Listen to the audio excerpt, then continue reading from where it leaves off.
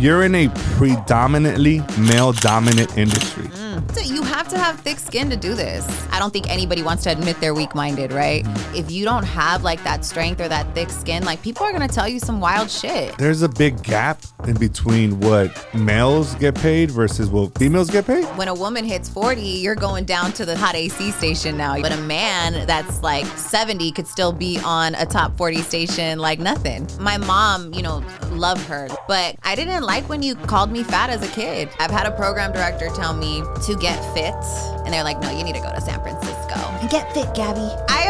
Straight up to my face. Oh, got some balls. Yeah, I mean, like, man, what the?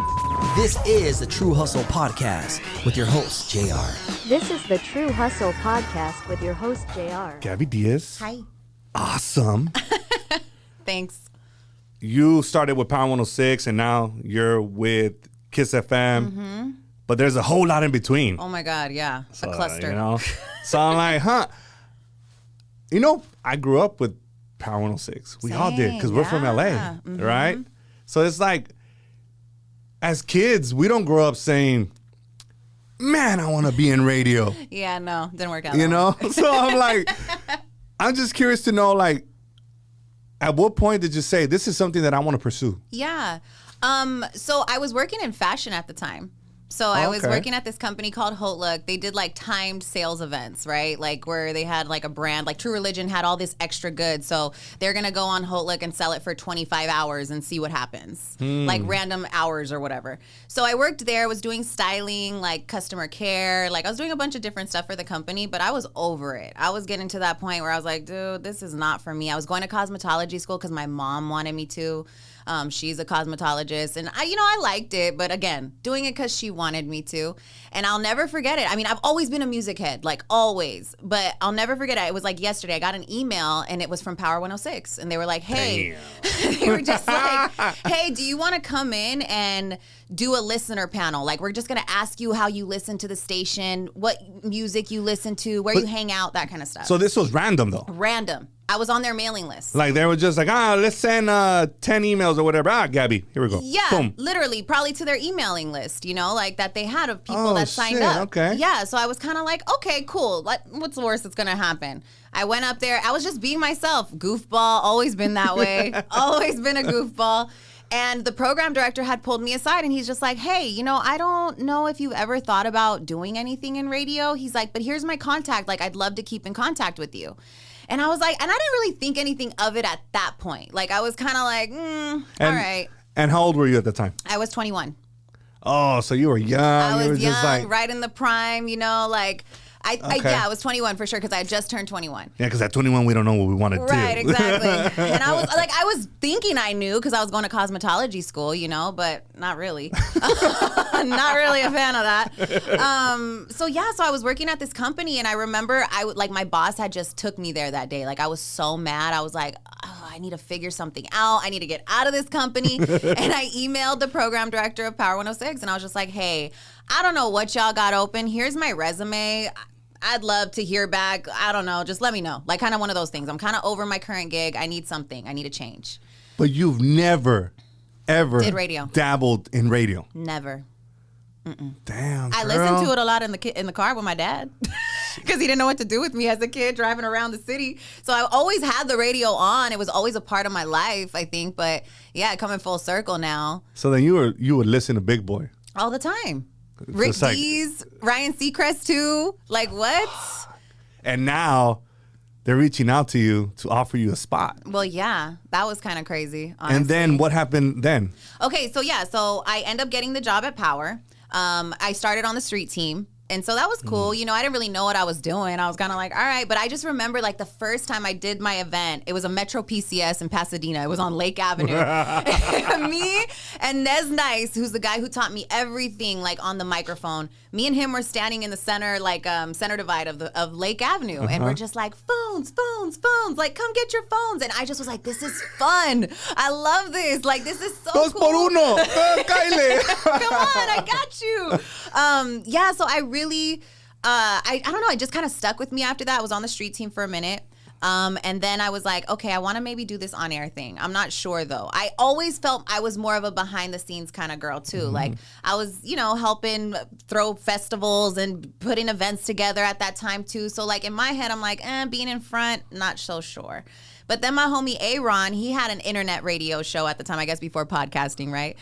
Internet radio show down in Buena Park at Rosewood Barbershop. It was out of the barbershop. It was like, barbershop talk, but like all dudes. But he's like, you could keep up with us, dude. Like, just come and see what happens. And I was like, all right, fine. I went and I had never left. Like, it was just, I really got along with everybody. And Aaron and I kind of like got known for a little bit. Like, we were throwing events, we were hosting clubs, like we were doing a bunch of stuff. And then that's where Aaron's like, so are you going to try to do this radio thing now? Like, honestly, like you should try to start sending out some air checks. And everybody knows in radio, if you want to get on full time, you got to leave. You got to leave and go to another city. So from the current station that you're at, you got to leave somewhere else and possibly come back, or just go somewhere else full time? Well, hopefully you have it in your mind, right? Being in LA on Power 106, you of course want to come back to Power 106.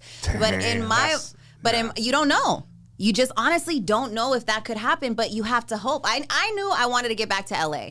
That was my thing. It was like, I'm born and raised here in LA. Like, I need to get back here. Yeah, exactly. So, I was sending air checks out to like Palm Springs. I was sending to San Diego, like smaller cities in California. I never really wanted to leave California. I kind of just didn't see myself anywhere else at that point. So I got on in Palm Springs. That lasted maybe about a year, part-time. I would go like, work my stuff at Power and then shoot out to Palm Springs for a weekend shift. Kind of did the same thing in San Diego for a little bit. San Diego I thought that was going to happen though. Like, I thought that was going to be a full-time thing and I was about to move my life down there because I was like driving down. I would work at Power because I was promotions coordinator. I would work at Power, like, let's say 10 to 5 or 10 to 3, actually, 10 to 3. Then I'd drive to San Diego to be on the air by 7. Yeah. What? Yeah. I would do that. Wait. You would do that daily? Like 3 times a week, and then the other 2 days I would pre-record. That's some true hustle stuff right there. Yeah, Well, how old were you? I was, at that time, I think I was 25. Oh, you had the energy. Yeah, I mean, of course. Dude. Okay. I wanted it. All right. That's fucking dope. Yeah. Sorry, I didn't mean to cut you off. No, I just got excited. Like, damn, that's right. No, you're so okay. Then? Yeah, so I was doing that a lot. And then I was recording a lot of like voiceover stuff, like DJ drops for all my DJ homies. And my homie Jay Main, who was like recording me at the time, he's like, dude, like, Wild 94.9 in the Bay has a night show open. And I was like, really? And I was like, who? He's like, Nessa, like, she was doing nights. Now she's going to Hot 97 in New York. Like, that show's open.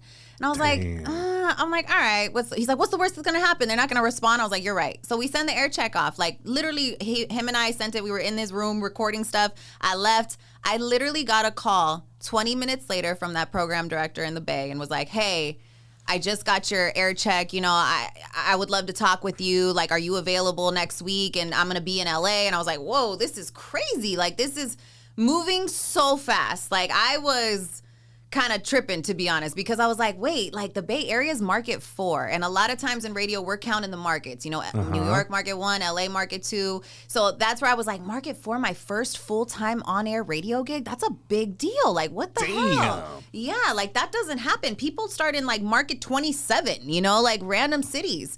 So I was kind of like, okay, yeah, like let's meet up. So I meet up with him that following week. He was here in LA. I interviewed with him at a bus stop in front of the iHeart Theater in Burbank. That's some straight hustle stuff. Like, man, listen up. Shit. Yeah, we interviewed right at a bus stop. And he was just like, hey, I wanted to congratulate you. You're in my top 3. And I was like, wait, what? Like, we just had one conversation. Like, I was so thrown off by how everything moved so quickly. But yeah, and then literally that next week, he offered me the job. And it's crazy because I had left the promotion side of Power. I was just doing like part-time on-air stuff. I was like overnights, and this was around the time that Real was coming into the market. So everybody was thinking I'm going to Real 92.3 when I'm leaving Power because they knew I was looking for an on-air gig. Like they all knew that. So, but I was like, no, not really. I'm actually going to iHeart, but up to San Francisco. Yeah. So yeah, it was really dope. Kind of like a little bit of a shock, I think, for me going up to the Bay because, people up there were really vocal with me about not liking people from LA.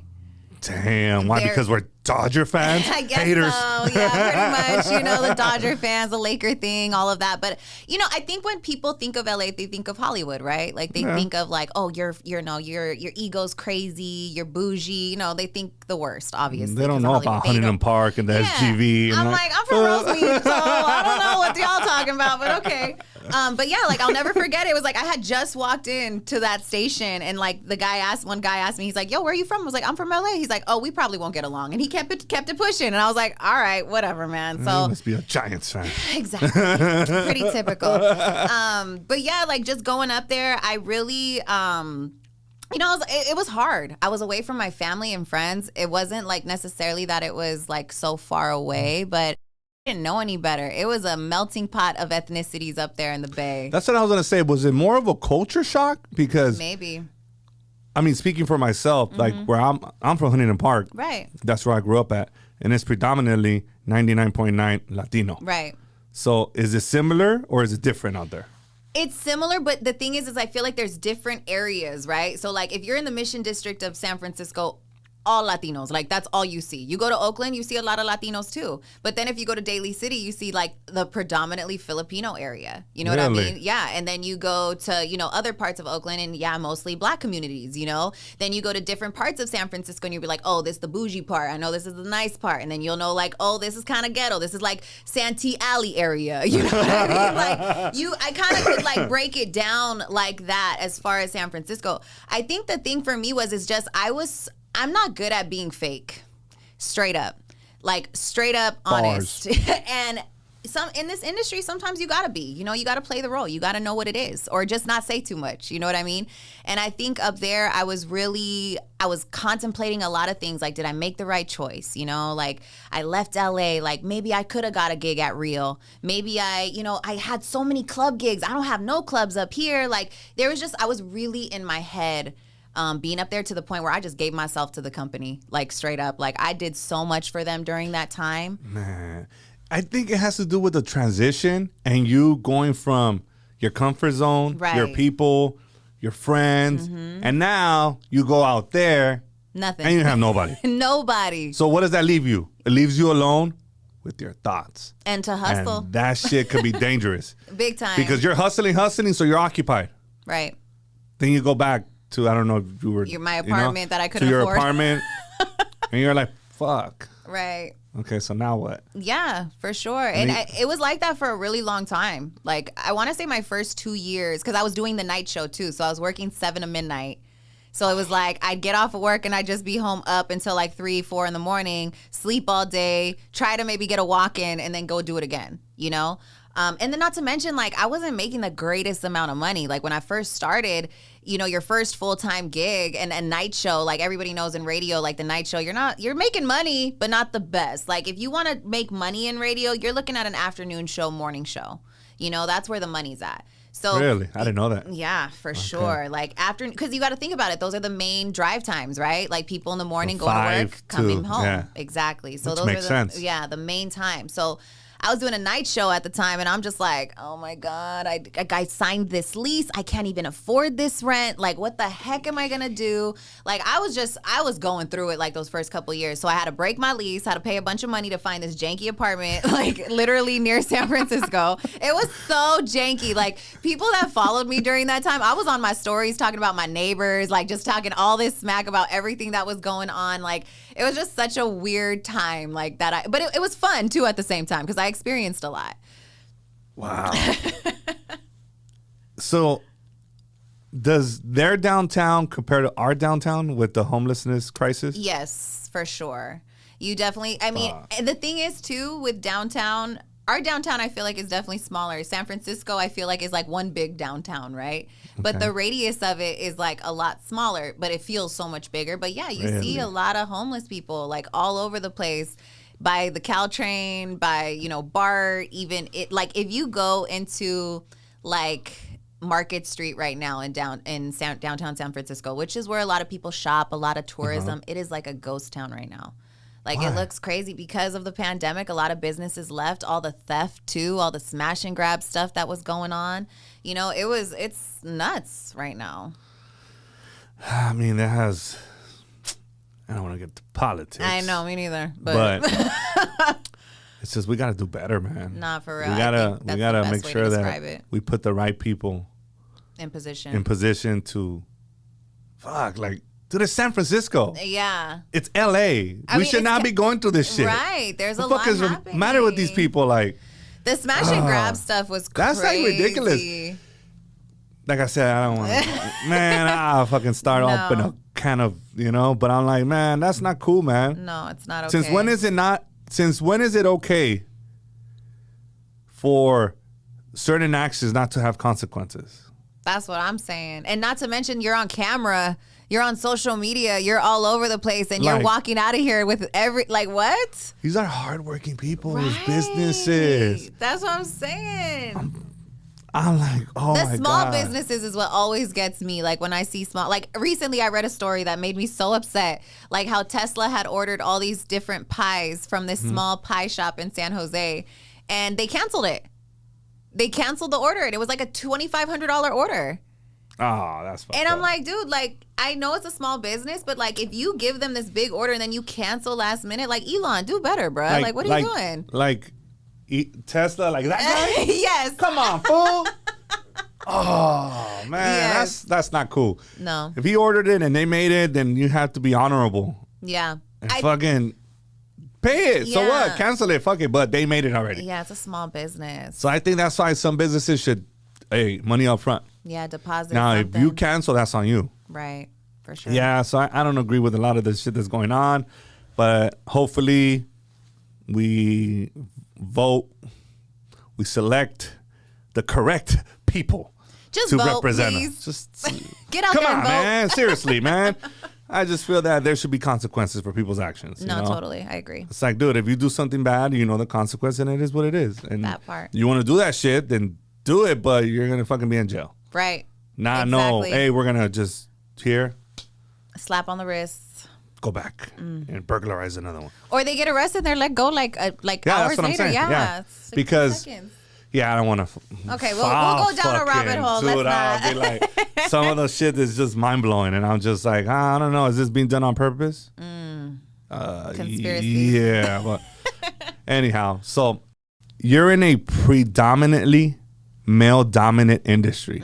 Talk about it. So what struggles have you encountered, if you have? Right. I mean, I think there's always struggles for women in anything, right? I feel like for me, it's always been because I'm a bigger girl. I've always been on the plus size. So I think I get a lot with that. Like there's always some sort of comment being made or, or I've recently lost weight. Like I've been working out a lot more and just trying to get healthy, not even to lose weight. I just want to feel healthy. That's what's up. And I had one of my coworkers like, oh my, like just so like you lost so much weight and as a man, and I'm just like, dog, like what are you doing right now? Like I get it, I appreciate the compliments, but sometimes I feel like it's just things like that, that happen. But for me, a lot of it is more so like we don't want to put you on the camera because that might add some more or whatever. I've had I've had a program director tell me to get fit. Like I'll never forget that. No. I've told this story so many times, but yeah, like I've had this program director tell me to get fit. It was like around the time that I was trying to see if I was gonna even go to the Bay, right? Like I was kind of in between, and I like was explaining like, hey, I have a contract on the table. I want to, see what's up. Like I want to see if I can maybe stay here. I want to show you what I can do. And they're like, no, you need to go to San Francisco and get fit, Gabby. And I was like, no, yes, straight up. Straight up to my face. Not no fucking. You're not no joking. No, not like anything. Just like that. Yeah, get fit. Get fit, Gabby. Yeah. Oh, fuck! I forgot some balls. Yeah, I mean, like man, what the? Yeah, that's what I'm saying. There's like a lot of things that have been, said like that to me a lot. And having to fight for money too. That's been a thing. I do a lot of voiceover work aside from my radio stuff. So like I voice a lot of stations across the nation, And when I had first started, it was like I really had to like fight for that. Like, and then luckily I got an agent because a lot of it kind of just started moving so fast. So now I don't even have to worry about that. But yeah, when I was first starting out in voiceover too, a lot of people were trying to lowball me. Like, and I'm just like, come on. So there's a big gap in between what males get paid versus what females get paid? Mm-hmm. Really? A lot of the time. like, it's not really out there too, right? It's just like when we're all talking amongst each other, like, you know, women in radio, or even talking to like one of your homies that's on the radio too. Like, you're talking to them and you just kind of like start putting pieces together. You're like, huh, I don't know, I'm not getting that. Yeah, like, how much? What did you say? Like, hold on a second. You take out your contract and be like, right. But that just goes back to it. Like, now I feel like I have enough experience to where I'm like, you're not going to play with me. Like, I know what I'm doing. I've been doing this for a little while. I have ratings to prove it, you know? So I think it's just a matter of that comes with experience at times when you know your worth. But being a woman, in this business is also hard because you're like, okay, when a woman hits 40, you're going down to the hot AC station now. You're like over here playing the slow jams and, you know, not on the pop station. But a man that's like 70 could still be on a top 40 station like nothing. And it's still happening to this day. Wow. So that's another, so it's like an age thing too, right? It's like, oh, as soon as a woman hits 40, we got to move her on, you know, it's that. But then it's like a man could be 60, 70 years old and still be in the same position just because they've been on for so long, and it's like they don't want to change it. Wow. Right. I guess it's perspectives, right? Like I never paid attention to that. Like, yeah, there's but you a lot have some of valid points. Like, damn, like, that's fucked up. Right, yeah, like you know? you have to have thick skin to do this. Like, you really can't. Like, if you are weak-minded, and I hate to even say that because it's like, I don't think anybody wants to admit they're weak-minded, right? But there are people out there that are like that, you know? And I feel like if you don't have, like, that strength or that thick skin, like, people are going to tell you some wild shit, and you're not going to know what to do. And that's happened to me a lot, to where I'm in positions where I'm like, what do I do? What do I say? And there's been times, like, in the beginning where I was like, I'm just going to, you know, not say anything. But now, like, I speak up for myself because I've worked too hard. You know what I mean? Like, my whole thing is, and I'm a really big person on respect, you know? So, like, respect my hustle. You don't have to like me, but respect me because I respect you regardless. Just respect what I've done and we will not have a problem. You know what I mean? And I think sometimes in this business, that's another thing, like, women lack respect. We don't get that respect because, oh, we're a woman. And it's like, you see now so many women in position in radio. Like, my program director at Kiss FM is a woman. And I love that. That's the first, and she's the first woman in that position. Really? Yes. So that's dope. It's so dope. But it just shows you, like, it doesn't really happen that way. You know, there's men in those positions a lot. So now, yes, things are moving, you know, in favor for women, but it's taken long enough. But it's moving. It's moving, finally. I'm happy Girl about power, that. homie. Yes. Yes. Choose that side. I have an 8-year-old daughter. So I love that. Like, it's important. Yeah, she has to know. She's an And empowered she's gonna listen to queen. Yeah. Except Daddy said bad words. I'm sorry, sweetie. She be yeah. Do you get in trouble when you curse? Yeah. What do you have to do? Like, do you have to give her a candy bar or No, something? she's like, Daddy, you shouldn't have said that. And Oh, I'm you like, I feel shouldn't bad. have. I'm sorry, baby. Got She's it. like, that was a potty mouth. I was like, and she's like, you said it several times. I'm like, damn, girl, you counted them? Like, She definitely got you counting you for sure. like, shit. So you said something very important, and I think it's having thick skin and be able to deal with adversity. And do you think that has something to do with your upbringing, that you've dealt with adversity at a young age? Right. Or is a skill that you developed with time in that industry? I think it's a little of both, maybe. Growing up, my dad was in and out of my life a lot. So, like, he wasn't really, like, he was there. I knew who he was. You know, it'd be like, oh, a couple years on, couple years off. It'd kind of be like a situation like that. But it's interesting because my dad's a background actor. So so he's been in, like, a bunch of stuff. Like, he was in Star Trek, you know, he was in Dexter. He actually had a role in Dexter at one point, you know, like, but a small role, you know, stuff like that. So it's kind of ironic that I, like, kind of fell into this a little bit. But he wanted me to do acting as a kid. Really? And I'll never forget this. He took me to an agent. And again, plus size girl, you know, because when my parents broke up, my dad was like, here, mija, eat a burrito. It'll be okay. I'm so serious. Eat this burrito y estos 3 tacos de asada. Yeah, like, go ahead. Pa la dieta. He and I think he would do it to piss my mom off. Like, I'm not even joking, because my mom hated that I was plus size, and she would be vocal about it to him. So I think it was like they would fight each other through me, and I learned that with my therapist. Like, it's funny. Like, oh yeah, we're gonna tap into that too. Yeah, for sure, because definitely started that. But yeah, so he took me to an agent, and he wanted me to get into like kid acting, like doing some background stuff, because I had done like a couple things with him on set, like nothing crazy, like just some stuff. So the agent told me flat out, like, you're too big to be a kid actor. And I just no, stop. I'm so serious. And I literally started crying right there on the spot. And she's like, and that, like, How you old can't were you? do that. I was 12. She's like, you can't do that. You can't cry. Stop cursing. I was gonna say something. But yeah, she's like, you can't cry. That you need to stop that if you're trying to do this. And I just remember like getting so, and I cried so much when we walked out of there. And my dad felt like so bad. My mom was pissed. You know, she was just like, what are you doing to her? Why are you making her do stuff that she doesn't want to do? Let her be a kid. When he said that, what did your dad say? Well, it was a woman who told me that. An agent woman. Yeah, the woman. So he was just like, he's like, it's okay, mija, it's okay. Like, he was just trying to, you know, because he saw me like really getting emotional about it. But I think after the fact, he realized like, oh, maybe I'm messed up, you know, like trying to bring her into this and all of that. But I think that moment right there, like, gave me the thick skin a little bit. Granted, I've always been self-conscious. I think that moment had a lot to do with it too. But it also made me realize like, hey, if you're going to do this entertainment stuff, you can't let people see your emotions sometimes. Like, it's not gonna be a beneficial thing for you. You know, maybe now because I'm older, you know, I've been doing this for a little bit. I like getting vulnerable. I want people to know like, hey, it's okay. I've gone through it too. And it don't feel like you're alone. That's why I'm pretty open about things too, because I don't want people to feel like, oh, I'm this like, because I'm not perfect. I'm far from it. And I don't really kind of open up sometimes, but I will. I don't mind doing it because I do want people to know they're not alone with it. But I think therapy helps you with opening up and being vulnerable, because we were taught. Yeah. Well, I'm going to speak for myself. Right. I was taught. Well, it's more of a cultural thing, I think. Like, so too, like with the Latinos. You like, don't no, talk about it. No llores, cabrón. Yeah. And no this, no that. So right. I think with therapy, it's like it allows you to open up a little bit more and be more vulnerable. Totally. Because we don't understand the things that we went through as 12-year-olds, right. as 11-year-olds, like that moment.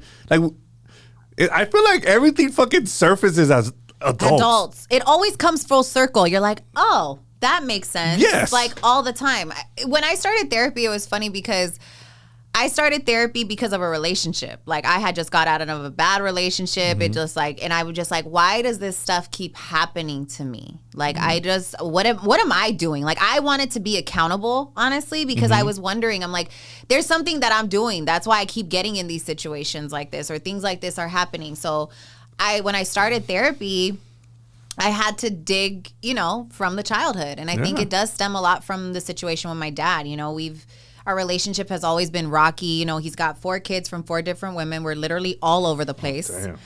Yeah, we're like all over the place. Yes, you know, and he probably still got his player ways. You know, no disrespect to him at all. That's you, King. Do your thing. But for me, I just, like I had a really hard time because he was around for me probably more than any of my siblings.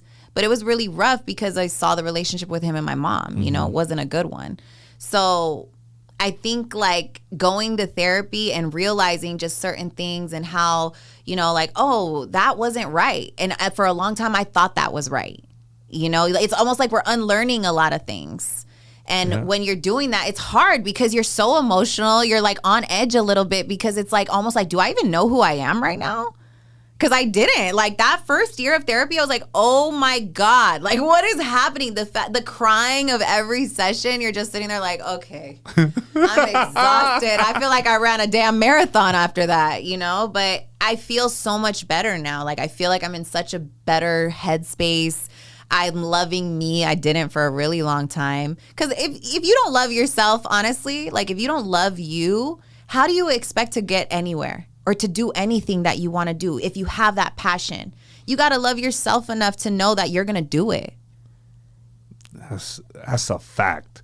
Big time. How do you expect somebody to love you when you don't love you? That's another thing, too. You want to be in a relationship, you want to have somebody. If you don't love yourself, that's not going to work out. It's like it all starts with you, but it all starts with fixing I don't want to say, is it fixing? It's kind of like that. This is what I said once before. I feel that my childhood and the things that I've been through, it's like a older home built in the 20s, right? And then when you try to upgrade the home, you need to upgrade the panel. Right. So then you go from an old panel to an upgraded panel. Right. With, I don't know, that kind of makes sense. But it's like reboot the shit. Right. It's basically what I'm trying to say. It's like you're revamping it, remodeling because it. For me, we've been through a lot of things. Our parents were super hard on us. And it's like we were, for me, I feel like, you start believing shit as a kid when they tell you, how many times are you going to tell a kid, no, estás bien pendejo? Yeah. You're like, wait, am I? And it's like, you don't tell your kids that, like, so it's like a lot of things have to get addressed and you have to start within. Totally. That's the biggest part, is starting within. I think also therapy, because like my mom, love her. Like she's been the one, mom and dad forever. But going to therapy also made me realize like some issues from her too. And that was hard for me, like really hard, because it was like, my mom is my best friend. I tell her everything. So for me to have that conversation, a hard one with her, like, and being like, hey, like, I didn't like when you called me fat as a kid. I didn't like that. Like, it was hard for me, and I know you had your stuff. I know you were a single mom, and and it was almost like I was trying to be aware, because I didn't want her to go into like defense mode or something. I didn't, because they our always parents, do. Yes, but also I'm learning to accept my parents for who they are, because it's almost like they don't know no better. They're not gonna go to therapy. They're just not. You don't know what you don't know, and they didn't know. They didn't know. So it's like, okay, I knew that I can go to therapy and figure this out. But because my parents can't, I can't be mad at that. Like, I'm not mad at my dad at all. Like, him and I don't speak. He talks to my sisters, and that's okay. Him and I don't talk, though, and that's fine. Like, I've forgiven him for a lot of things for me, because if I don't, I don't want to be angry. Be angry all the time. When you have so much stuff inside built up, that shit builds up to where you're a mad person inside, and people could pick up on that vibe from you. Like, they're like, yo, are you good? Like, what's wrong? It's all facts. Like, everything you're saying. Yeah, like, energy speaks so much. So if you're not getting right within, like you said, it's gonna bleed out, and it's gonna bleed out into your energy. You're gonna have a moment where you just blow up and snap on somebody over the stupidest shit. Yep. Exactly. Because it's built in. It's pent up. It's like aggression in there. So, yes, I think we need to understand how to forgive. All right, it happened. Right. So I'm not going to allow that to just fuck me up daily. Right. Like, dude, just accept it. You're in control. You're in control of you, and that's the thing. The moment you let somebody else have that power over you, that's when everything goes to shit. And I let people have that power over me for a really long time. Like, I feel like I'm finally like okay in my skin. Like, genuinely. Like, I feel like the ending of last year into 2024 was very like, dang, I finally feel good about Gabby. And therapy. Got it, folks. You better fucking go see if your insurance provider has free therapy, and if it don't, pay for it. Man, it'll be worth it. I'm just saying, like, if you've just been struggling inside, there's just a lot. I think people don't realize it takes a lot to be okay with going to therapy too. Like, you have to be okay with it. It's almost, it gets to that point where you get tired of your own shit. Yeah, that's a fact for sure. That was me. I'm like, okay, bitch. Like, I can't live like this no more. What are you so mad about? Like, what's happening? Go figure this out. So that, I will say, has been a big factor for me in just like putting me first, loving me. Big stuff. But I think that people that don't try to figure things out, that's when addiction becomes a problem. Right. Big time. So now you're gonna self-medicate. Right. With substances, alcohol, whatever it might be, right? And that's not addressing anything. That's fucking making it worse. And I did that for a little bit, especially in the Bay. Big pothead, you know what I'm saying? Smoking weed all the time, and it does bury it. It does make it go away for a moment. And I, like I said, I couldn't afford therapy in the Bay. That was my reality out there. I was like, all right, I'm gonna go work here all day. I'm gonna record all this stuff for y'all. I'm gonna do this. Then I'm going to go home and smoke hella joints and go to sleep and just make, like, you know, and just have the day. Smoke hella joints, eat me like 3 pieces burritos, Yes. bomb, and then go to sleep. Right. Then go to sleep and then get up again and do it again. Because, again, like, that was a state of depression. You know, like, honestly, like, my time in the Bay, like, I will say, like, probably, like, my last year, because I moved back here in April of 21. So, like, the pandemic and stuff, like, I got really into hiking. And so I think that helped a lot, too. But, again, I was working that whole pandemic, too. Like, I had a little emergency card to get into the city to, like, work because everything was, you know, closed down. Yeah. So, towards the end of 2020, that's when somebody had caught COVID in the building. And then I didn't go back after that. I was working from home for like a minute. Then April 21 happened. And like it's funny because a lot of people thought I moved back to LA because I got the KISS job. And it was like, no, that was not the case. Like my mom wasn't doing that well financially and I had to step in, you know, like, and I remember going to my boss and telling him like, yo, man, I can't have my mom lose her house. So what you gonna help me do here? Like, I can't pay my rent here and pay, because I was paying for stuff, you know, down here for her. So I was like, I can't do both. Oh, so you were covering your expenses and your mom's expenses. For the most part, yeah, for Hustler. the pandemic. That's yeah. what's up. like she was still working some stuff like part-time because she does hair. So she was like doing hair on parking lots or like at people's houses and stuff like that, you know. But yeah, like I was trying to help her as much as I could, but I told him, I was like, look, like you gotta meet me halfway here because I can't do this anymore. Like, how is this gonna work out? And it's funny because I feel like my boss probably knew something up there at the time, that something was gonna maybe align down here for me, but he was just like, let me see what I can do. So I remember moving back, had no job. Like I was still on in the Bay, but I had no job down here. And I'm just like, well, I guess we're just going to record the show from here for now and just see what happens. And we'll go from there. It was April 21. June of 21, they had asked me to do a weekend shift on KISS. And it was Father's Day weekend. And I was like, all right, cool. Yeah, I could do that. No problem. I called my mom on the air to wish her a happy Father's Day because that's just no way. Yeah, that's that's dope. That's my mom and dad. Like she's been there forever. Like my mom has never not been there. So it's like, yeah, I had to. And I'll never forget it. I got a call from like the program director at the time and he was just like, dude, like we want you on. Like we want you to be on. We got to figure this out. And I was like, wow, thank you. You know, I appreciate it. Then literally like August, I started filling in for the position that I have, and they were just like, we're filling in, we're trying people out. And then I'm like, oh, what? Like, okay, so they were trying people out, so it was a possibility that you weren't going to get it. Oh, that would crush me. But I was on every day. That's what I'm saying, because you were there already. I was already there. And it's like, but they weren't trying people on during that shift, so that's why I started thinking, I'm like, when are they trying people out? I'm like, and then I had heard, I was like, okay, they're maybe trying people out overnights or something, like just throwing people on to see how they sound or, you know, whatever the case might be. And then, yeah, I remember I was going to Cabo with like a bunch of my homegirls. I had requested some time off. We were at the airport and I got the call and they offered me the job.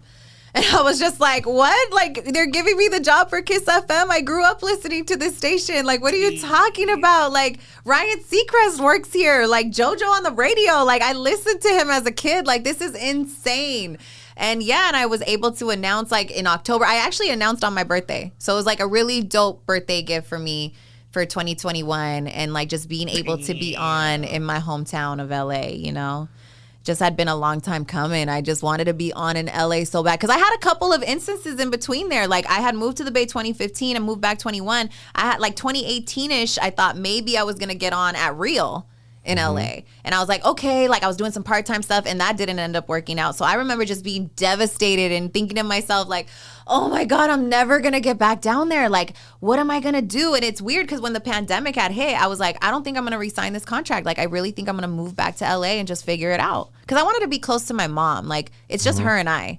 So that was the one thing too, like, oh gosh, I move up to the Bay or I'm up in the Bay and then something happens, God forbid, like I'll never be able to forgive myself. It was always in the back of your mind. On my head, always. But then it was like God got me and he came through, man. The universe, it just worked out. It was meant to be. Sometimes things happen when you least expect it and it worked out perfectly. Exactly. I also think too, we have to learn how to not be so discouraged at times, because we get discouraged with like our right now. But I think the moment your mindset changes a little bit and you're like, it just kind of gets lighter. You know what I mean? I feel like things always get so heavy when we're always so hard on ourselves. And I'm like the queen of sabotage. So damn. I really try. I think we all are. Yes. Sabotage is real. No, it's like for real. It's like a real thing. Like you don't even realize how much you get in your own way. Oh my God. Sometimes you fuck your own shit up. Yeah. Like, look, I'm guilty of it.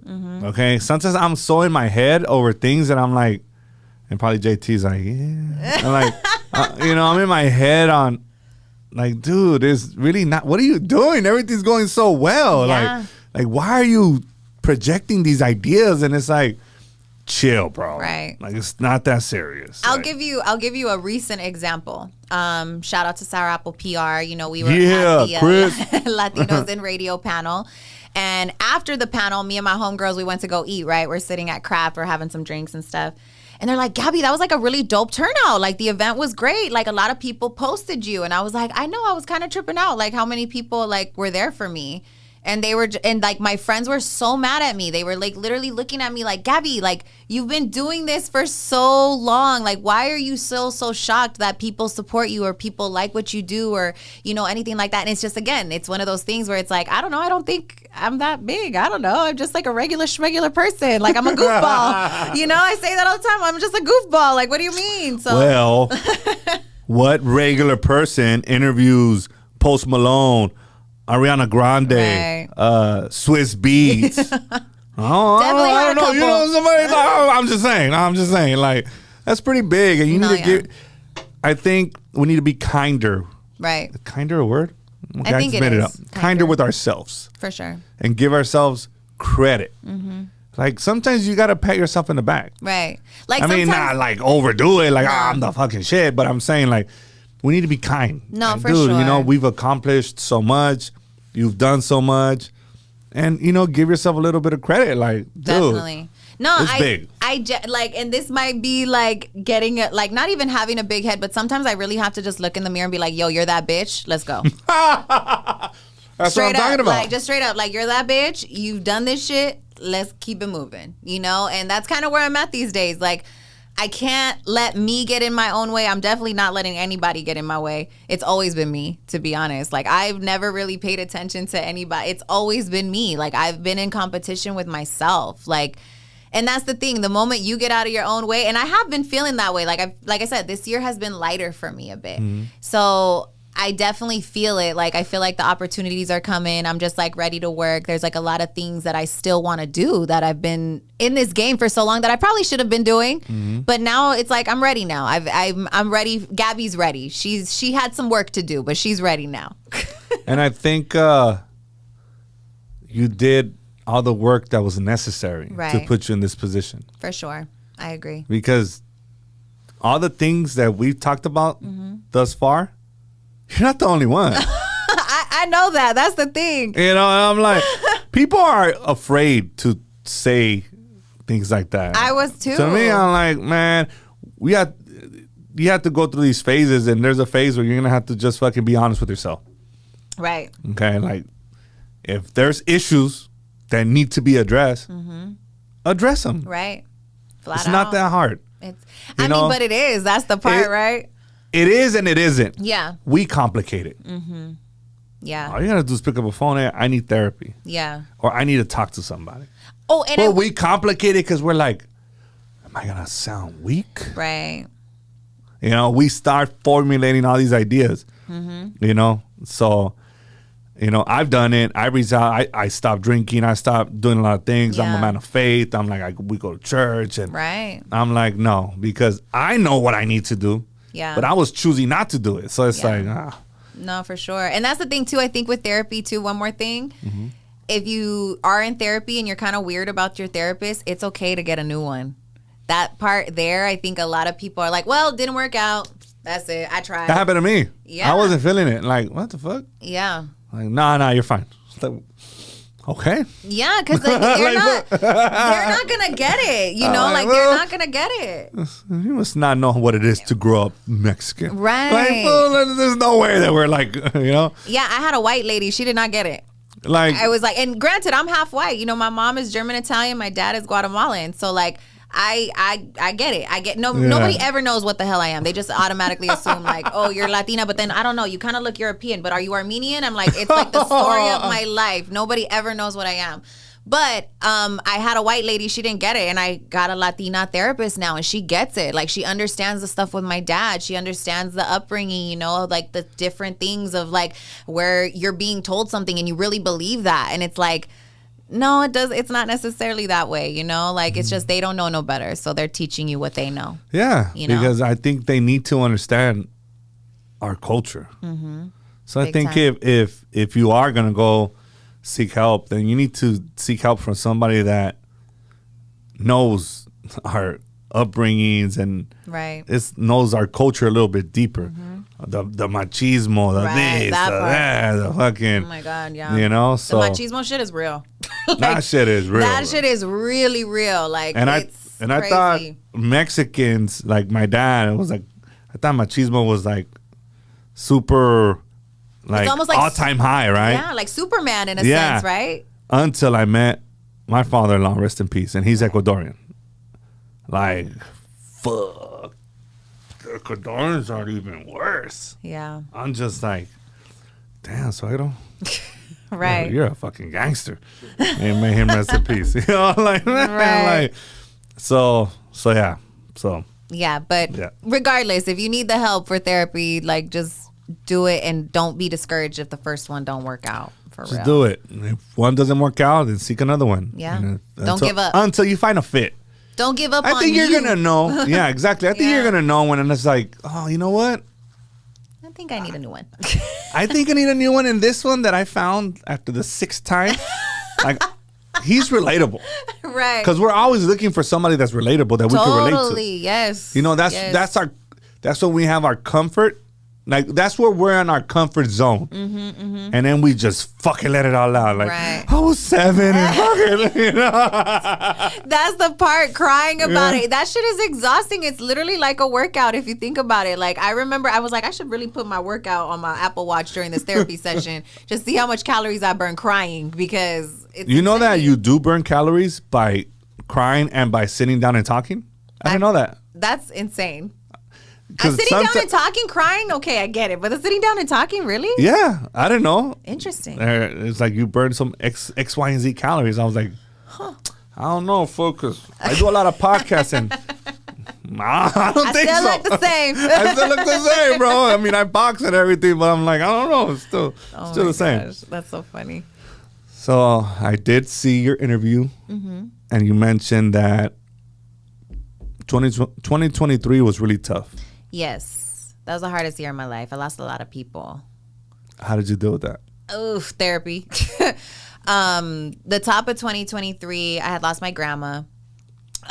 Which honestly, that one it was almost like a sense of relief in a sense, because she had a dementia really bad. Aww. And it was like really taking a toll on her, you know, and I could just tell she didn't want to be here anymore, you know, like it was one of those things. So it was like, for me, it was like, I'm happy you're free and you're up there with, you know, Aunt Kate and my grandpa and, you know, things like that. So for me, it was like, okay, it was a sense of relief. And I felt a relief for my mom, you know, because my mom was helping her a lot, and, you know, going to see her, and being a caretaker for somebody is hard, especially with dementia. You know, they don't know their thoughts. They don't know who they are anymore, and you don't know who they are anymore. So that was really hard. And then I think I was really sabotaging everything. I was like wondering if I was in the right place, you know, like I love radio. I've always been passionate about music, but last year I was feeling like I was not that anymore. Like I was like, are my interests changing? Am I like, what is it? Like, I just was not happy. And I'm just like, I was really trying to figure out the root of it, because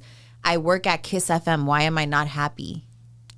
One of the biggest radio stations. You know what I'm saying? And so it was like, it was deeper than that. It was more, it was me. It was internal. Like, it was internal, right? It wasn't that I wasn't grateful for what I had. I knew I worked hard and I deserved what I have, you know? But it was like, all right, Gab, what is it that really fulfills you? What are the things that are, you know, that made you get into it? For one, we have to get back to that. And I did. I started making playlists again, just random. But that was just something that I would do for me. Started making playlists again. I started doing my social stuff again. Started boxing again. Boxing. What?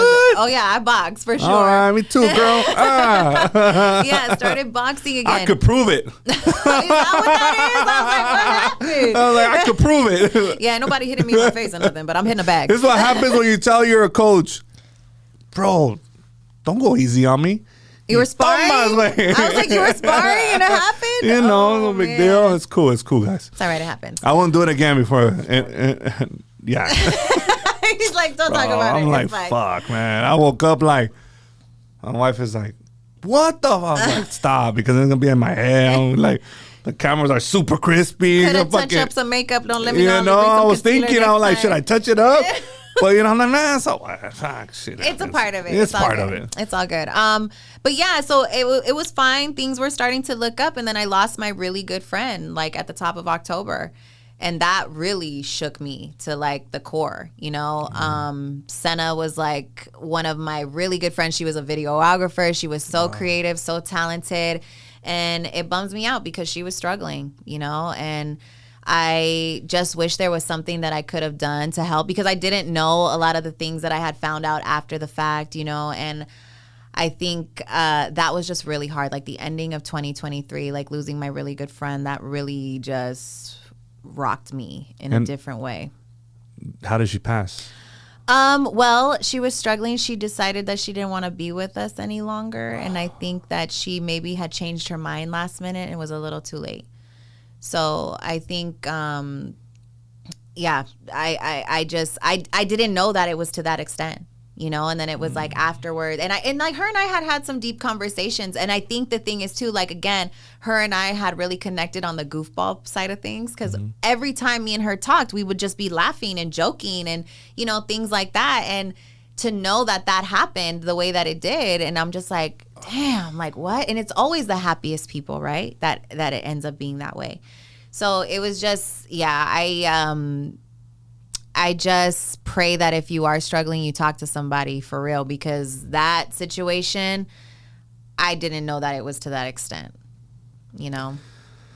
And it's tough to even identify somebody that's going through something. Right. And that's the thing, because they try to hide it, right? Like I said, the last person I would have thought, because she was always happy and laughing, and we were always joking around. And I knew there was things. Her and I had serious conversations at times, but I never thought that it would get to that point. It's just tough. Yeah. You question yourself as a friend. Because I for sure was. I'm like, were there signs and I didn't see it? Like, was I making it all about me all the time? Like, when she would vent to me, was I being too hard on her? Because like I said, I'm very direct, and I can be hard on people that I love. Oh, man. You know? And so like, and I would tell her, and I would even tell my therapist this too. Like, I'm like, is there something that I'm doing? You know, like as a friend maybe that's not making her feel like she could tell me things, or, you know, whatever the case might be. And I remember telling her that, like having that conversation with her, and she's like, she's like, you just want the best for everybody around you. And she's like, and sometimes it's like almost like you want it more than I do, you know? Wow. Yeah, you know, and I was like, damn, and like me, and then of course like that turned into a joke between her and I. You know what I mean? So it was just like I said, it was just one of those things where it was like, dang, I didn't think that it was to that extent. You know, and I talk to her subconsciously like every day, literally. I'm always just like, oh my God, Senna, this is what happened today. Like just in my head, it just makes me feel better, because every time I drive, it's like a go-to, honestly, because I would call her every time I would drive. So it's like I think about her every time I drive. It's just an automatic thing that's going to happen. It's tough because sometimes we want the best for people, right? Because we're going at 1,000 miles an hour. Mm-hmm. And I have this problem because I feel like, well, if I'm going at 1,000, right, everybody else needs to go at 1,000, and that's not the case. It's not it. Everybody's so different. This is what I'm struggling. I've been struggling with that the last year now, that I'm like managing people. I'm doing this, I'm doing that, and it's like, no, bro. Yeah. This is not. You know, it's very challenging. You know, and it's because maybe. Sorry. No, say maybe it's not fair. Right. You know, so maybe I do need to scale it back a little bit and be like, hey, you know what? I'm going at 1,000. But I kind of expect you to. Yeah. It's almost like you see their potential, right? Like, Yeah. you know that they can do it. You're like, Yes. dude, like, what? That's what I struggle with. Like, Yeah. you're so fucking talented, Yeah, dude. exactly. You're so fucking lazy. Oh, like, man. Like, No, for sure. I get it So- completely. And I think that was my thing with Senna too. Like, you're so talented. I want you to do this video stuff so bad. Like, you're so good. But again, like, you can't want it for them more than they do. Yeah. And that's my biggest problem. I always want more for my friends more than they want for themselves. And it's like, it's not my life at the end of the day. it's there. It's really, it's not. It's like, I can love you and I could be supportive and know what it is. But it's like, again, it's not my life at the end of the day. That's why I think I'm shifting a little bit, and how do I put this? I don't have high expectations anymore Yeah, you can't. because it defeats you. Right. Then it's internal on Yeah. you. It's like, dude, this is him. This Right. has nothing to do with you. No, for but sure. no, but he's part of my circle. I want them to do this. I want to do that. You're not living their life. No. And that's the thing. I think if you just want to like do yourself the favor and just don't expect anything from Yeah. anyone. Like, honestly, It's better. It's better that way, because the moment you have these expectations for people, you're going to set yourself up for disappointment. You're going to be upset. You're going to look at them a different way. You know, it's things like that. It's like, you just have to do that. Like, just do yourself the favor and don't expect anything from anyone at this point. Like, Yeah. for real. I think it's better that way. Definitely. It's better for your sanity. It's better for your overall happiness. Like, listen, I'm focusing on my stuff. Right. And I will help you. Right. But if you don't want it as bad as I want it, that's fine. Yeah, exactly. And that's the thing, right? Giving people grace. That's the part. I think that, like, it's like, I can't be mad at you because you don't want the same things as me. You know, and that's a big thing. I think, like, even as friends or coworkers, whatever, it's like you want everybody to like want the same things and like, let's do this. We could come together and be great. And you know, the comments about it are endless, right? That you're saying to each other. But then it's like, yeah, but we're both different people. I'm sure that you probably want to do something else. You're probably not as passionate about this as I am. So I get it. You know, it's like you have to like rewind and bring yourself back down to reality. Me, I'm like, yeah, you talk about wanting it. I wake up and I do Oof. it. You know? That's the part too. You know, and I'm like, man, you talk about it, dog. Yeah. I do it every day. Right. Even when I'm not feeling 100%. Which the last week I've been like, doing so many things, and I'm like, but I still have to get up. No, yeah, you gotta. Because I'm action driven, not word driven. Gotta be. Gotta be.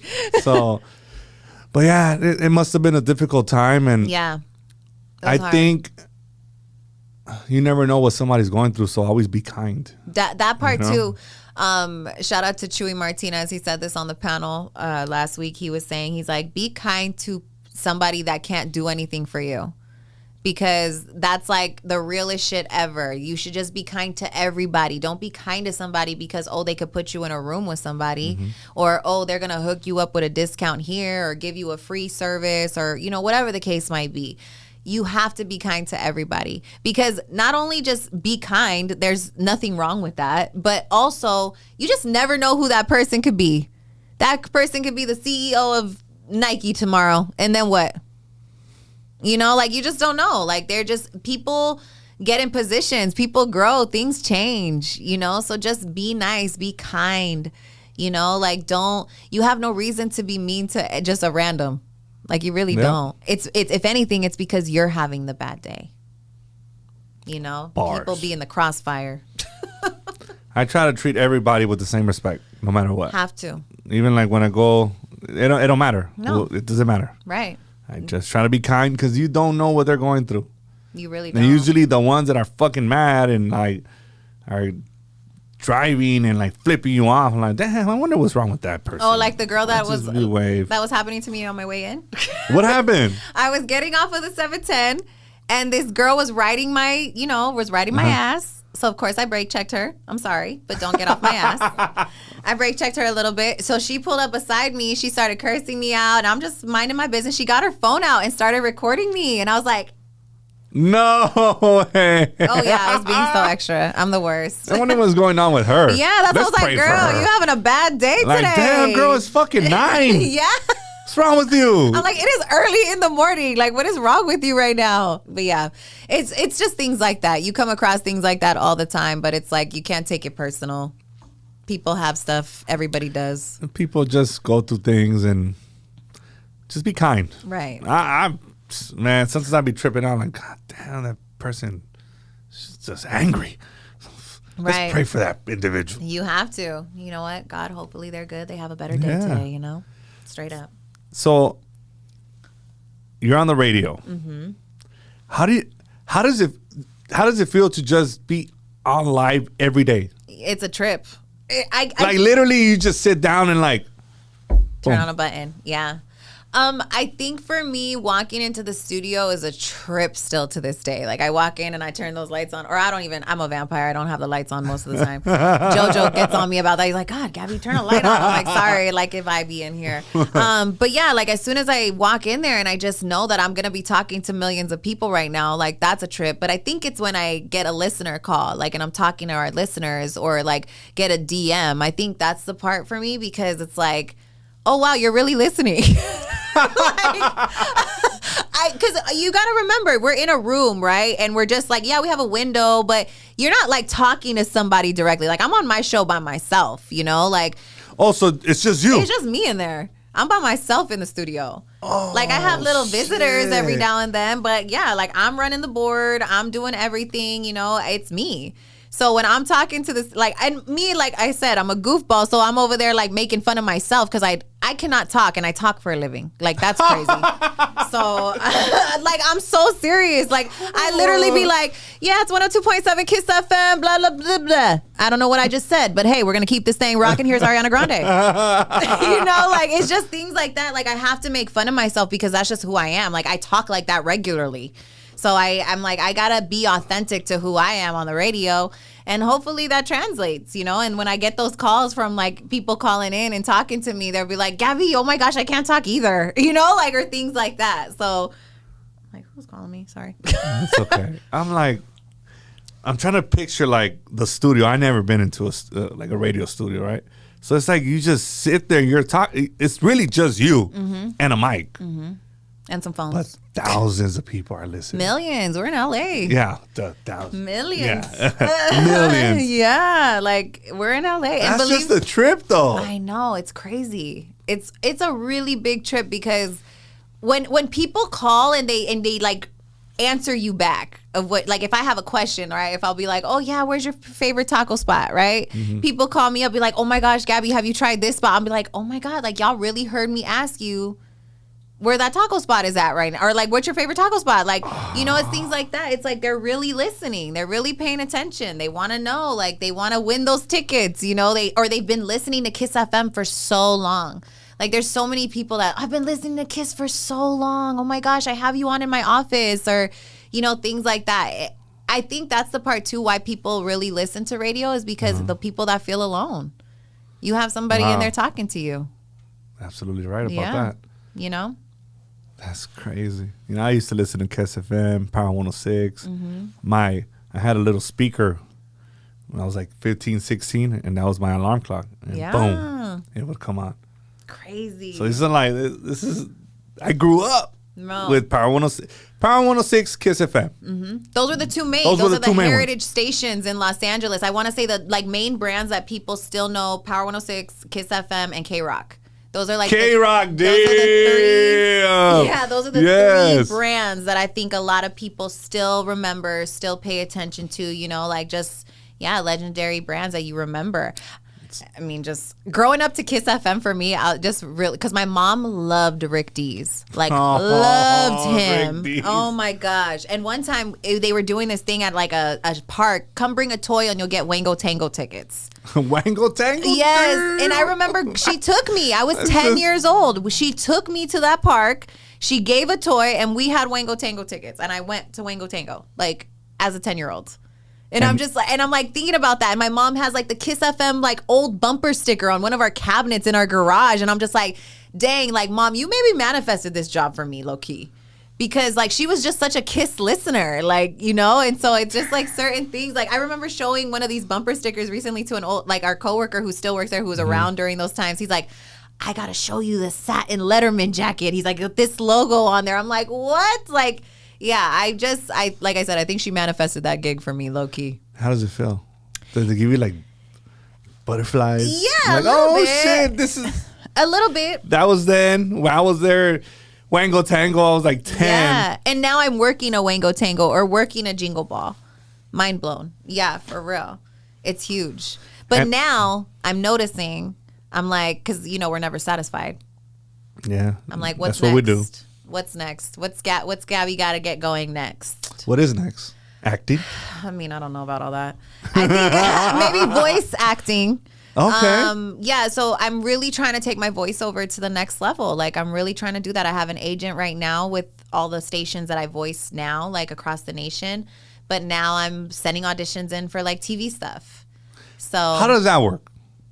It's kind of crazy how it worked out for me, because obviously I was in radio already. So my program director up in the Bay, he was like, do you like do voiceover and stuff? And I was like, well, when I was at Power, they would have me do some stuff for them, like with the imaging that they run, you know, for their promos and stuff.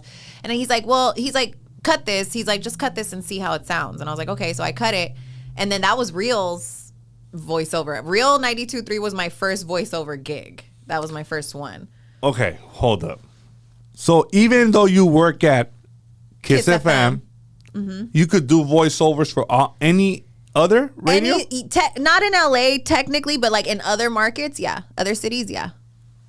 Your voice is everywhere. Right now, yeah. All right, I'm sorry. It really is. It really is right now. Because it's funny because I get texts from friends. They're like, I'm in Hawaii right now. Why are you on the radio? I'm like, oh, I picked that station up like a couple months ago. Like, you know, things like that. So, yeah, the Real 92.3 thing was first. You know, I had started voicing the station there. I didn't have an agent. That was just me, right? Then once that happened, it kind of started opening up a little more. My boss in the Bay, Mark Adams, he kind of just started like sending it out. He's like, hey, you know, if you're looking for a VO person. And then it was like in a matter of like 2 months, I want to say I got like 6 stations quick. And so he was like, hey, there's this agent reaching out to me for you. I don't know if you're interested. It could really open some doors. Signed with him, got 6 more stations. So I have 12 now. And then he's just recently went to another company called Atlas. So now it's like, yeah, we have the radio stuff on lock, but like now I'm sending stuff in to like maybe read a commercial on a TV, like for a TV commercial, or, you know, I would really love to be like a voice of God. Like I would love to voice like the Grammys, the Academy Awards, the People's Choice Awards, like something like that. And I've done that for like iHeart stuff, but I want to do that, you know, outside of everything, because there's some money there. You know what I mean? Like they need a voice. To say, damn, girl, you're about to make some major cheddar. I'm trying to manifest it, man. Like I'm really trying to manifest the voice stuff, because I feel like I could change my voice a lot. Like I like doing accents and like random stuff like that. So I want to like see how far I could take it, I guess. Do it. What? Hell yeah. Keep you want me doing to it. do like a British accent? Oh, is that what you were shit. saying? I thought you meant do the accent. I was like, I'm what like, are you just saying? do it. Because you said I want to manifest it. I'm like, yes, I'm like your fucking cheerleader right now. But hey, we heard that accent. Oh, shit.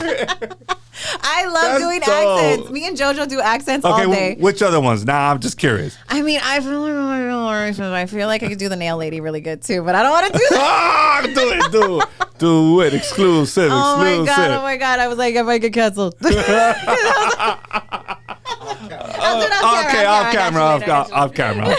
But yeah, I'm all like your cheerleader and shit. Like, hell yeah, do that shit. Nah, yeah, if man. it's gonna make you money and if you're gonna be able to monetize it, that's fucking dope. Nah, I just for didn't sure. know that was a thing. There's a lot of different ways to make money in this entertainment industry. You know, it's crazy. I guess for me, when I started the voiceover stuff, I didn't think it would go this way, to be honest. Like, Really? I was kind of like, oh shit, okay, I could actually make some money off of this. Like, cause there's voiceover people out there now that like aren't on the radio like me, that would come from radio, but are making enough money to live off of that.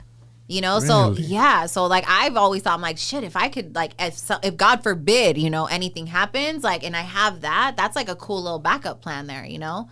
So I just think about stuff like that. But then, you know, there's other things too. You want to invest your money in things, you know.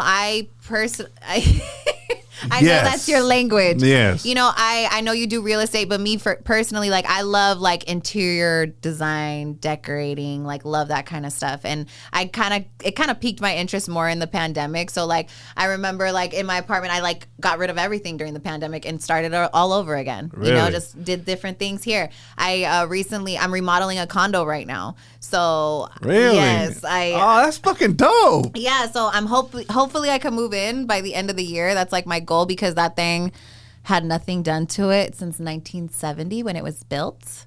So we had to redo the plumbing, we had to redo the drywall, the asbestos, and the ceiling. It was a mess. So going through all of that right now. Damn. But it's going to give you a lot of experience. No, for sure. And that's now you went through that. And now you could go through it again and maybe invest here, invest there, do this, do that. That's what I'm thinking too. I want to have like an apartment building. Like I think that's just definitely something that I want. I want to make sure that could be paid off and that just could be income, you know? Like that's really what it is. And it's crazy because I didn't think about that kind of stuff earlier on and I wish I did. You know, like, and that's it. You hear a lot of people say that, right? Yeah. Like, oh, I wish I would have thought about that earlier on. I wish I would have bought in 2010. Yes. Like, damn. Right. That would have been great. But it happened. It happened. Like, let's focus on now. Right, exactly. So that's where I'm kind of in this space where it's like, okay, I don't know which way we'll go, but I do know that I want to have some properties. I want to have some maybe out-of-state properties, you know, things like that. And we'll see where it goes. It helps with everything, not just cash flow. You're going to get the tax write-offs. Yeah. You're going to get the appreciation. Later on, you can leverage it. Right. It's smart. No, for sure. Do it. Yeah. Like, now it just makes me happy to hear. I had Jack Jr. on. He was like, dude, I bought like 6 houses. I'm like, fuck. That's dope. I love that. My coworker Hudson, she does middays on Alt 98.7. She's the one that kind of like opened my brain up a little more because she's like flipped 16 houses and has made like a good amount of money on some of it, you know? So I'm like, and then you like interior. Yeah, that's what I'm saying. I was like, I like interior. Easy. Right. And she was telling me, she's like, Gabby, you like this kind of stuff? Like, do it. Like, don't stop, you know? Like, don't stop yourself. Like, get out there and do it. Get out there, do it. Now, if you're going to be flipping, you flip to buy and hold. Mm-hmm. So you flip to generate the income. Right. You get all, whatever it might be. Like, if the spread is 50 to 100,000, you make that money. Then you put it into a buy and hold, which is an apartment building. Right, and let it, eventually it's going to be paid off. Yeah. And eventually you're going to collect $8,000-$9,000 a month. Right. I'm cool with that. I need that. I mean, 8,000, 9,000 off of one. Not including your income from your other ventures. That's why I'm saying, like, you have to think that way. Like, you have to think that way. And then you have to have different income funnels. Mm-hmm. You know, like radio is one, voiceover is another. Mm-hmm. Now your flipping game is another. Your interior decorating is another. Right. Oh, you know. For goal sure. is to have 7. Seven income. 7 streams of income that are going to just bring you something. You know why? Because if one goes to 0, you got 6 more. Yeah, you have something else. If 4 of them go to 0, well. There it is. You know, so. Yeah. So I'm glad. No, for sure. You got to think that way, I think. And especially as people of like Latinos, people of color, like you all have to think that way. Yeah. Like we have to. It's such a big thing, you know? Because growing up, we didn't have that. We didn't know. Mm-mm. So you don't know what you don't know. Right. But now we know. Mm-hmm. And it's you're never too old to get educated. No, like, hell no. I think that's the part too. Like, I think we get discouraged sometimes because of our age with certain things, you know, and it's like, nah, like that's you getting in your own way. Like we talked about, that's you sabotaging yourself. Like, don't ever feel like because you're a certain age, you can't do something, you know, like if you want to change your whole deal tomorrow, do it, you know, like if that's going to make you happy, you got to. That's the thing. Like, it's funny when I went from fashion to radio, right? It just made so much sense. Like now, when I think about it, then I'm like, oh my God, I'm like not gonna make shit. What am I doing? Like I'm making so much money at this company and I'm gonna make nothing now. Like I literally, like I had to sit with myself and like really think about it. But if I didn't, I would never be where I'm at. I wouldn't be happy doing what I'm doing because that's the one thing. Yeah, I had a couple rocks in the road, you know, it happens. Yeah, we all but we figured it out. Music is something that I'm never not going to be passionate about. So the fact that I'm in radio and I'm able to do something that I love, that's a big deal. And I think like we have to pay attention to that. The moment you're unhappy and just like kind of coasting and settling and stuff, like that's not good either. Absolutely not. Yeah. And that's why we have to pay attention. And comfort That part messes there. up a lot of things. Man, that comfort zone. Yeah, that comfort zone kind of is like a dream killer. Yeah. Or You're- almost like you're a just dream there. seller in a sense, right? If you think about it, because you're in that comfort zone, you're like, oh yeah, no, I'll do that. I'll get to that. It's okay. Next week though. Right. Right now I'm Keep chilling. pushing it off, Like, right? no, quit pushing. People think they have time, That part. and we don't. We don't. Be We don't. present. Be present, be intentional, and don't complain. That part. The intentional part. Oof. You have to be intentional about everything. You have to, because, and then that's the thing too. Let's go back to that energy piece really quick, because the moment you're not intentional, that energy is out there. Like people feel that, So like, don't think that you're going to like maybe, be the little snake forever. It'll come out at some point. Eventually. Yes. Everything comes to light in the dark. For real. Before we go, I want to know, do you get nervous when you interview like these big names, like a Swiss Beats or like a Ariana Grande? Do you get like, oh man, they're really coming in? Yeah. So I try to just think that these are human beings too, right? Like they're humans. They maybe didn't have a great morning. They maybe had a great morning, or, You're right. yeah, like I didn't even think about shit like that. I I'm like, try- oh man. yeah, I try to remember like they're a human being too. They're a person. And so, yeah, I'm nervous, but like I have to remember like they're normal. So let's treat them like that. Like I like for me, like if somebody walks in, I'll always ask them the randomest question at first. Like, what did you eat for breakfast today? What'd you have? Like I tried just to like loosen it up, Like I'll never forget when I interviewed Lizzo. I don't know how it came up, but like we were talking about boobs and like breast size and how big, and I was like, girl, I had a breast reduction at 18. She was like, what? I've been dying to have a breast reduction. And like we just like started talking like crazy about that, and I was just like, yeah, girl, like At 18? Yeah. I'm like, wait, what? I was big. It was really bad. Like I was out there and I was in cosmetology school too, so I was like, like behind the chair. It was like really bad. I'm glad I did it. I feel I looked crazy. Not looked crazy, but it has your some. back. That's what I was gonna say. It has some health issues. It will cause back pain and stuff like that, right? So Well, you did yeah. it more for like. well, and dude, I was in cosmetology school at the time, and I had dents in my shoulders from my bra strap. Like they were deep, and that's what ultimately concerned my doctor. Like he was like, "You're too young to be having your dents that deep." I was like, well, you see how big my freaking boobs are? Like, are you gonna sign off on this or what? So come on, bro, help me out. like, because the insurance will pay for it. Like, well, not fully, but they'll pay for at least up to half of it. Like if it's bad enough, and they paid for half of mine. Really? Yeah. So luckily, I'm glad I did that young. I don't know if I could have done that now. Surgeries and stuff are crazy. Oh yeah, I'm not down with surgeries. Like man, for any fucking.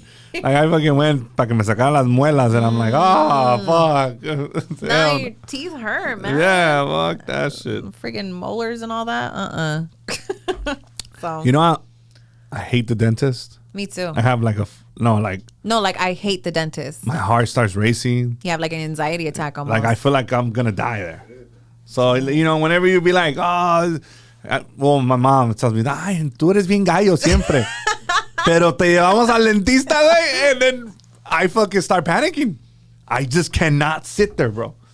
Is it because, do you think, for me, I think what it is the drilling. Like when you hear the noise of that machine, that really like stresses me out. For me, Like it's not that. the drilling. It's not anything. You know what it is? The anesthesia. Well, you have to can't- be knocked out every time or what? Like I have to I grind at night, Me right? too, yeah. So I have implants in the back because I kept on. Well, I had like a cap on both, and they would always fall out Oh, wow. because I grind, I guess. Do you clench too? Yeah, You should box in your jaw. I'm not even joking. I didn't even know that was a thing. No, I just did it. It's called masseter. And the only reason why I did it was because I clinch at night. Like Yeah, it's really, that's what like it's to the point where I get like a headache, like right here. Like I Oh feel my it here in my God, head. I've been getting so many headaches. Yeah, like you feel it right here. So I was talking to my Botox girl, and she's like, why don't you try to get masseter? She's like, I do it because I grind my teeth. And she's like, Gabby, it's been a life changer for me. And I think a lot of people think Botox because, you know, cosmetics and all that. But she's like, honestly, and me and my homegirl both did it. And she's like, do you feel? I was like, I feel such a relief in my jaw. It's crazy. Like, it's almost like I feel like I sleep with my mouth open now, which whatever, I don't care. But I like my face, like I would feel it like right here, like a lot, like the top of my jaw almost. Fuck, maybe I need to do that. Ask your wife. See if she knows somebody. Yeah, for sure. I'm like, dude, I'm going to have to take care of that. Nah, for but sure. I think, the dentist, oh, no. Yeah. It's a no for me. Definitely not getting But any questions? No. We went on for almost 2. Hour and 20 minutes. Yeah. And anything you want to promote? Just listen to me on Kiss FM. And where do they follow you on Yes. Instagram, YouTube, whatever? You can follow me. I'm at the Gabby Diaz everywhere on the socials. And check me out. I'm on Kiss FM 11 to 3, Monday through Friday, and then every other Saturday. But also, I'm on in the Bay Area 3 to 7. Wow, 94.9. There you have it, folks. Thank you so much, Gabby. We appreciate you. And I know it's a Saturday. Yes. So I'm glad you were able to come down. No, no appreciate worries you at so all. much. Thank you so Okay? much for having me. Awesome. And I love what you're doing. Keep at it, man. Thank you. For I real. appreciate it. Yeah. And we're out.